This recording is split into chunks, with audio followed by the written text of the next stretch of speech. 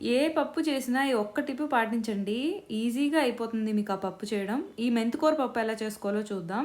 First ఒక cup of కందిపప్పుని బాగా కడిగి దీన్ని ఒక గంట పాటు నానబెట్టుకోండి. ఇప్పుడు ప్రెషర్ కుక్కర్‌లో అంటే గంట తర్వాత ఒక ప్రెషర్ కుక్కర్‌లో కొద్దిగా నూనేసి, అర స్పూన్ ఆవాలు, ఒక స్పూన్ జీలకర్ర, ఒక ఉల్లిపాయ చాప్ చేసింది, ఒక 2 పచ్చిమిర్చి, ఒక ఎండుమిర్చి, 2 దంచిన వెల్లుల్లి, కొద్దిగా కరివేపాకేసి కలర్ చేంజ్ అయ్యేంత వరకు వేయించుకోవాలి.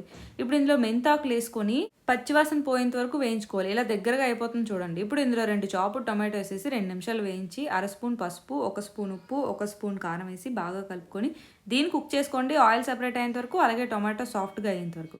ఇప్పుడు ఇందులో 4 కప్పుల నీళ్ళేసుకోండి. అలాగే మనం నానబెట్టుకున్న కందిపప్పు వేసుకొని, దీన్ని బాగా కలుపుకొని మీకు సరిపడా ఉప్పేసి, దీన్ని ప్రెషర్ కుక్కర్ పెట్టుకోండి బాగా కలుపుకొని. 3 విజిల్స్ మీడియం ఫ్లేమ్‌లో. తర్వాత స్టవ్ ఆఫ్ చేసి చూడండి పప్పు బాగా ఉడికిపోయింది. మెంతికూర పప్పు రెడీ అయిపోయింది. ఎంజాయ్ చేయండి.